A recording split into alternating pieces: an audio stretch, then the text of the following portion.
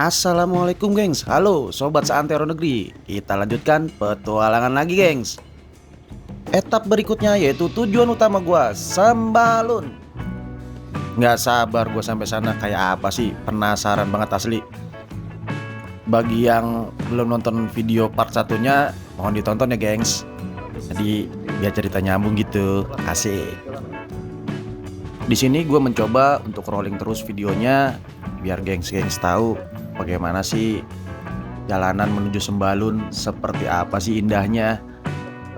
Dari Masjid Kuno Bayan Belek menuju Sembalun kurang lebih 1 jam kurang lah, 45 menitan lah. Nah, agak kesiangan sih. Dari Masjid Kuno gua berangkat jam setengah 10-an. Ya kemungkinan sampai sana sekitar jam setengah 11, mungkin jam 11, tergantung jalanan seperti apa. Jalanannya aduhai mulus banget ini. Bagi gengs-gengs yang belum sempatan kesini, bisa ikutin terus video gua. Kita virtual touring aja gengs. Ya kurang lebih bisa merasakan bagaimana vibes jalanan di Lombok, khususnya menuju Sembalun. Asli nih jalanannya mulus abis dan sepi tentunya.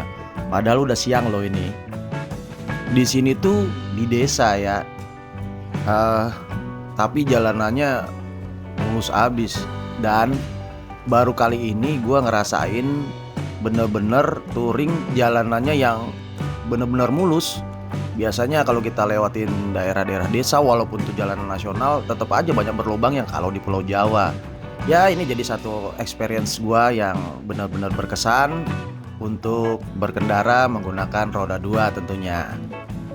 Indonesia itu warna-warni gengs, indah pula.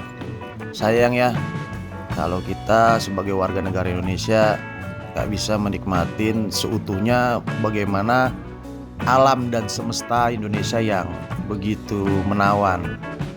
Bahkan banyak orang asing yang jauh lebih tahu tentang Indonesia dibanding kita sebagai orang Indonesia gengs.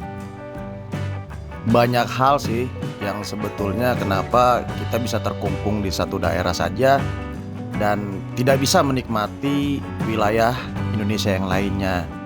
Ya mungkin faktor perekonomian, dan satu lagi biaya transportasi untuk menuju wilayah Indonesia yang lain itu cukup mahal ya gengs biayanya.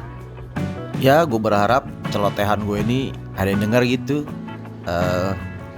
Mudah-mudahan pemerintah bisa mensolusikan bagaimana nih biar pariwisata di Indonesia ini makin maju. Kalau boleh mah biaya alat transportasi ini sekedar imajinasi gua aja ya, angan-angan. Kalau bisa sih ya biaya transportasi itu ditekan, ya khususnya pesawat. Jujur aja mungkin ada istilah seperti ini, atau banyak yang berkata lebih murah ke luar negeri dibanding kita ke wilayah Indonesia yang lain. Dan tapi memang benar, bayangin aja untuk kesini tuh high season itu bisa 1,5 juta atau lebih. Dan sedangkan ke luar negeri bahkan kalau ada ada promo dari maskapai tertentu di bawah itu harganya. Jadi orang tuh lebih kadang pilih pergi ke luar negeri. Padahal Indonesia sendiri tuh nggak kalah dengan luar negeri, apalagi alamnya masih juara lah dibanding wilayah-wilayah yang ada di ASEAN. Kita lengkap banget di sini sih. Dan satu hal yang mungkin korelasinya bisa dibilang nyambung atau enggak, jadi rasa nasionalisme itu bisa timbul karena kita tahu wilayah Indonesia seutuhnya itu seperti apa. Nah karena kita tidak tahu, jadi kurang rasa memilikinya, maka bisa di situ menyebabkan rasa nasionalisme dari kita itu berkurang. Wah jadi ngalor ngidul gua. Yaudah balik lagi kita ke sini nih, ke jalanannya. Bagaimana perjalanan gua selama di Lombok, khususnya menuju Sembalun. Dan ini kita bisa lihat sesepi ini jalanannya. Bayangin ini siang loh. Memang sih bukan weekend, tapi kok sepi banget ya. Dan memang baru kali ini sih gue jalan di Pulau Lombok. Tapi happy banget gue sini. Asli happy banget. Uhui. Ada apa tuh, gengs? Ih, kaleng, gengs. Terbalik ah. Takutnya nanti kena pengendara lain. Kalau pernah nonton film Full Throttle yang artis Andy Lau tuh yang balapan pakai NSR. Nah, ada satu scene-nya ada apa ya? Ada kaleng-kaleng minuman tuh berserakan yang akhirnya membuat jatuh pengendara lain. Dan bahaya kan, gengs? Nah, kita pungut aja, gengs. Mudah-mudahan bisa menyelamatkan orang walaupun dari hal sekecil ini, gengs. Kita lanjut lagi perjalanan. Capcus. Yang jadi penasaran gua tuh aspalnya bisa sebagus ini memang karena jarang dilewatin atau baru diaspal nih, guys. Mungkin teman-teman yang dari Lombok bisa kasih informasi kenapa sih jalanannya bisa sebagus ini gitu loh. Bener-bener apa ya, bener-bener bagus gitu kayak di film-film di luar negeri ya, walaupun gua belum pernah ke luar negeri, tapi kan kalau lihat videonya tuh di YouTube jalanannya kayak mulus-mulus banget. Nah, ini kayak gini nih, akhirnya kayak gue ngerasain juga jalanan yang bener-bener mulus, puluhan dan bahkan ratusan kilo dengan jalanan yang seperti ini. Ya ada lubang, bisa hitung jari lah. Jadi sekarang gue bisa memvalidasi apa kata teman-teman dan orang-orang yang hobi touring, bahwa jalanan di Lombok khususnya mengarah ke Sembalun itu harus dan wajib dilewati oleh orang yang hobi jalan menggunakan kendaraan baik roda 2 ataupun roda 4. Nggak terlalu penting kendaraan lu apa, pokoknya lewat aja sini, bisa lu nikmatin semuanya. Ini belok kanan udah masuk desa Sembalun nih. Jadi sekali lagi gue katakan, di sini gue melintas dari pesisir utara kota Lombok ya, kota Lombok, Pulau Lombok, nanti menuju ke arah tengah ke arah Sembalun. Itu rute gua. Untuk pulangnya sendiri nggak lewat rute ini lagi, nanti gua muter jadinya ya kayak muterin Rinjani gitu loh. Akhirnya alhamdulillah bersyukur gue bisa ke Pulau Lombok yang selama ini memang gue inginkan dan pengen banget gue riding di sini, dan sering gue menyebut pengen banget gue riding di Lombok, terutama ke Sembalun. Sering banget gue sebutin hal itu. Dan ada penelitiannya juga, kita kalau sering menyebut hal yang kita inginkan itu akhirnya terlaksana juga. Dan ini gue buktikan, dan selalu gue gitu, kalau gue udah pengennya apa sering gue sebutin, alhamdulillah itu bisa terwujudkan. Jalanan sudah mulai menanjak, gengs. Nah, di sini kita lihat aja nih, speed dari motor udah mulai berkurang. Liuk sana, liuk sini biar dapat momentum gitu. Kalau di video sih kelihatannya B aja ini, padahal mah jalanannya udah nanjak habis. Mungkin Sembalun tuh kalau di daerah Jabodetabek ini puncaknya gitu ya. Kalau di Bali ya kayak di Kintamani. Kalau di daerah Jawa Tengah tuh kayak di mana ya? Kayak di Dieng, Telomoyo. Ya gitu deh. Setiap daerah khususnya di Indonesia, memang Indonesia itu banyak banget gunung, dan kita tahu bahwa Indonesia itu termasuk daerah cincin api dunia, lebih dikenal dengan Ring of Fire. Wow, berarti kita sama aja berdiri di atas gunung berapi nih. Yuklah kita nikmatin perjalanan sampai dengan Sembalun.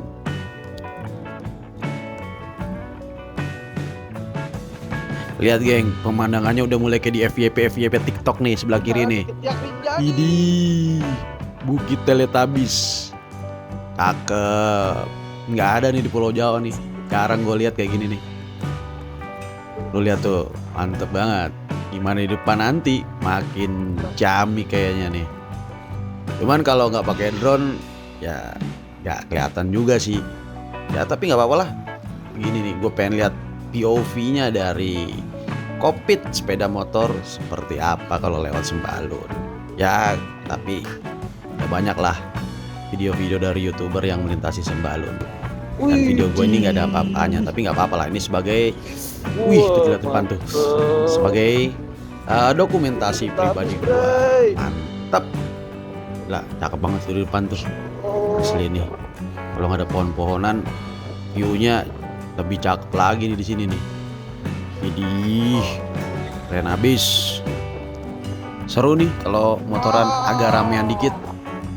Daerah Sembalun itu ada di ketiak Gunung Rinjani ya. Ya, salah satu gunung yang terkenal di Indonesia oleh para pendaki gunung tentunya. Gua itu juga pendaki gunung sebetulnya. Pendaki gunung dengan sepeda motor.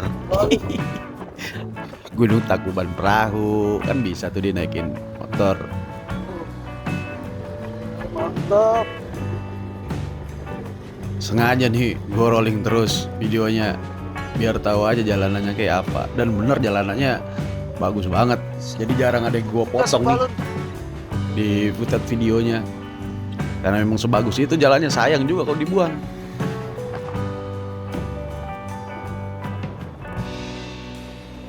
Naik cuy.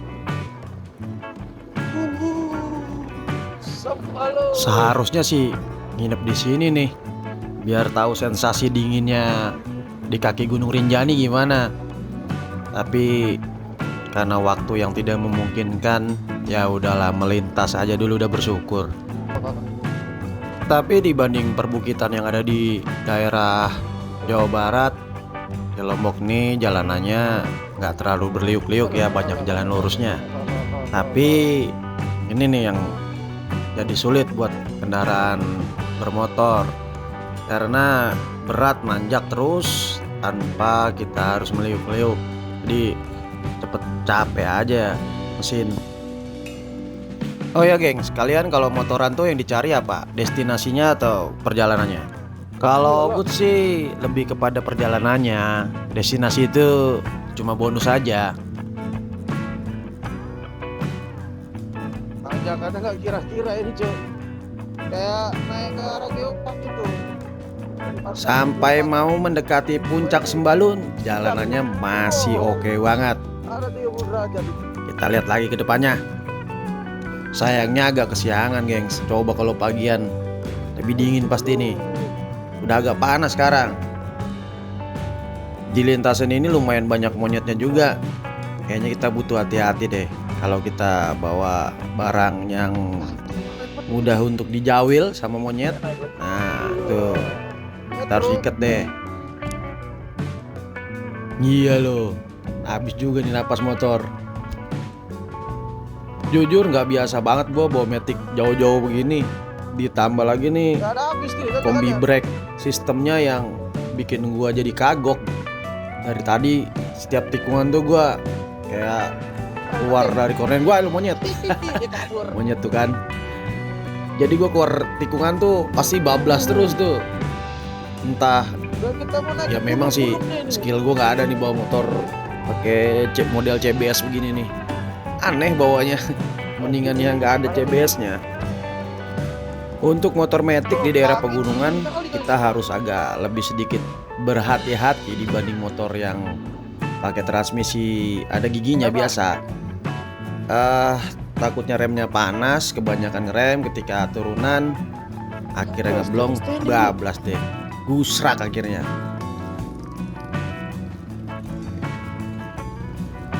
Akhirnya kita sampai juga, gengs. Nah, di sini nih puncak Sembalun ya.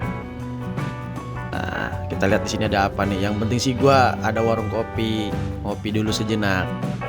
Sambil ngademin rem, ngademin mesin, lihat pemandangan yang syahdu, kita bablas lagi, gengs.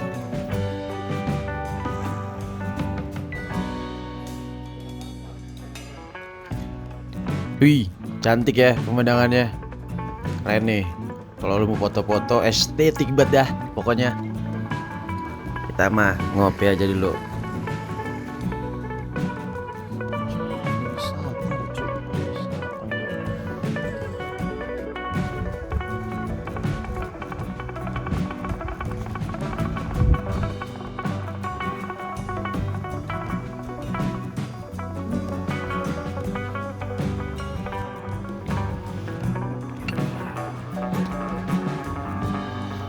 Mari kita ngopi with the view.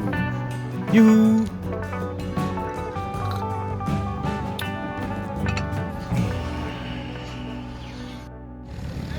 Barusan ada bule Prancis tuh di situ, gak kuat nanjak, bawa Nmax. Tahu deh gimana tuh. Gua rasa singgahnya udah cukup di Sembalun. Kita lanjut lagi perjalanan kita di etap selanjutnya. Mau kemana ya? Kayaknya karena waktu juga masih lumayan lama ya, ke sore hari. Rencananya gua mau bablas ke sirkuit Mandalika, ya nggak? Taman apa nih? Ya kayak Gardu Pandang di sebelah kiri nih. Jadi kalau lu berharap di Sembalun tuh ada wahana, wisata, bla bla bla dan segala macamnya, nggak ada ya. Sini cuma ada warung kopi doang sama kayak Gardu Pandang begitu aja. Jadi lu kalau berekspektasi ada wahana macam-macam, ya enggak lah. Di sini kita menikmati bagaimana perjalanan yang indah, jalanan yang mulus, pemandangan yang memanjakan mata. Itulah Sembalun. Ya jadi cocok banget buat lu pada yang doyan motoran atau mobilan lah. Ke arah Sembalun ini bener-bener kita menikmati perjalanannya. Perjalanan udah mulai menurun. Kita turun dari sisi seberangnya di mana tadi gua menuju Sembalun lewat pesisir. Sekarang gua lihat tengah nih. Kita lihat vibe-nya seperti apa sama-sama aja atau beda. Kita lihat aja. Sampai di sini sekali lagi, gengs. Jalanannya masih bagus, masih mulus, ajib.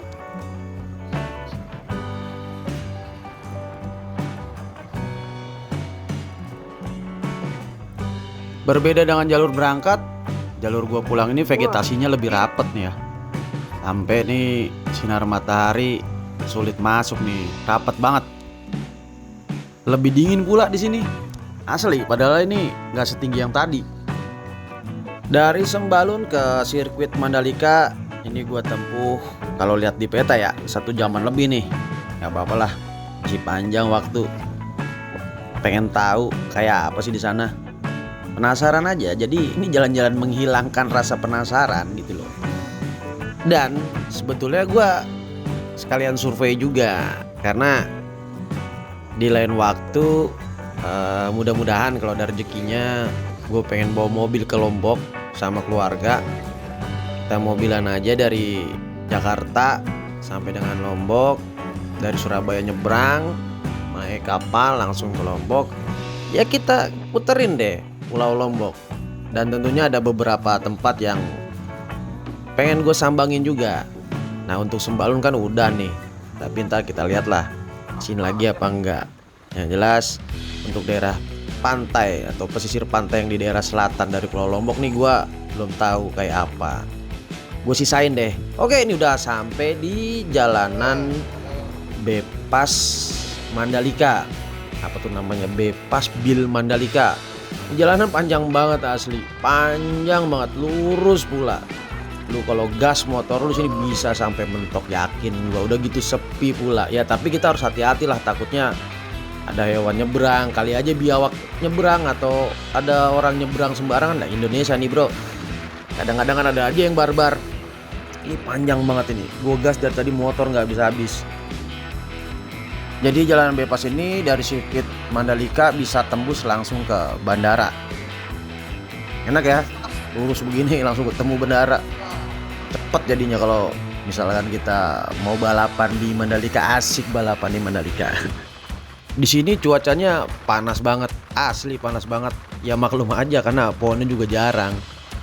Jadi aneh ya di Lombok ini, cuacanya tuh bener-bener kontras dari satu tempat ke tempat yang lainnya, dan tempat itu nggak terlalu jauh gitu loh bedanya. Sekali lagi di sini aspalnya bagus dan juga sepi. Tuh nggak tahu ya, ini karena bukan hari libur kali ya. Akhirnya kita sampai juga nih, kita di mana? Mandalika, sirkuitnya bukan ya? Oh bukan. Ya kayak semacam apa sih ini? Tugu aja ya. Oke, kita abadikan momen dulu sebelum kita lanjut ke sirkuit Mandalikanya, gengs.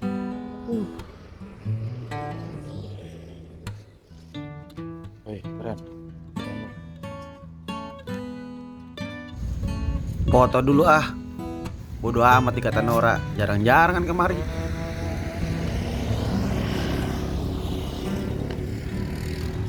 Oh, sirkuit Mandalika. Sampai juga di sirkuit. Boleh masuk nggak ya? Pengen banget nih gue masuk. Pengen tahu aja, pengen lihat aja dari tribun kayak apa sirkuitnya. Mudah-mudahan sih boleh. Kalau nggak boleh ya udah, kita balik ke Maning.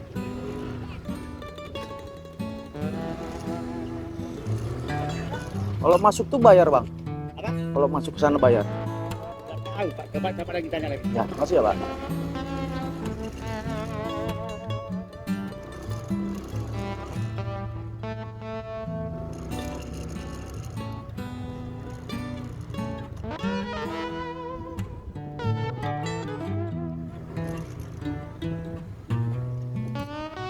Kalau masuk doang bayar apa gimana, Pak?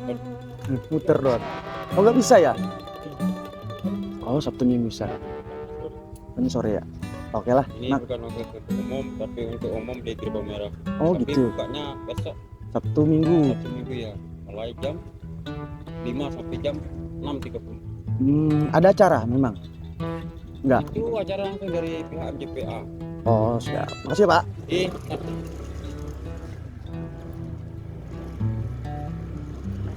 Kita dulu nanti kita foto di situ lah. Yang penting nyampe udah sirkuit.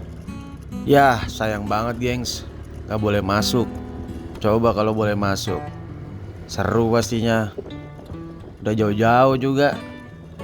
Gak apa-apa deh, memang aturannya kayak gitu. Kalau boleh sih dibeli tiket juga gue bayar masuk. Kasih aja gitu tiket masuk gitu. Kan banyak orang kita yang penasaran kayak apa sirkuit Mandalika tuh. Sedangkan ini kan kayak apa ya, sesuatu hal yang udah lama nggak ada di Indonesia. Seharusnya bisalah mengobati rasa rindu warga masyarakat Indonesia terhadap Grand Prix. Ya bayangin aja, MotoGP tuh sebelum era-era sekarang terakhir tuh ada di tahun 1997. Tahun 97 tuh Valentino Rossi masih di kelas 125 cc. Sekarang udah pensiun, udah puluhan tahun. Gimana rindunya masyarakat Indonesia untuk negaranya tuh dijadikan tempat diselenggarakannya MotoGP. Nah pengen banget kan gimana ngeliat tuh sungguh-sungguhnya balapan kelas Grand Prix itu di negara kita bagaimana sih. Tapi ya udahlah, gak apa-apa. Mudah-mudahan besok pihak penyelenggara atau pemerintah bisa berikan apa ya, akses lebih mudah bagi masyarakat biasa seperti gua ini untuk melihat kemegahan MotoGP di Indonesia.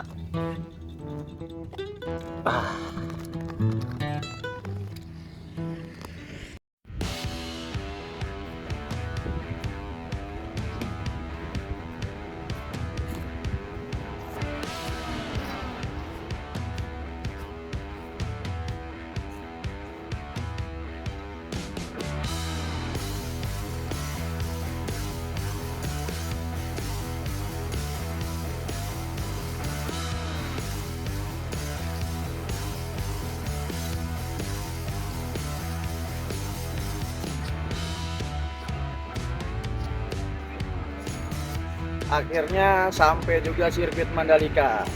Tapi sayangnya kita nggak boleh masuk. Next time kita harus sampai ke dalam. Kalau perlu turun di dalam.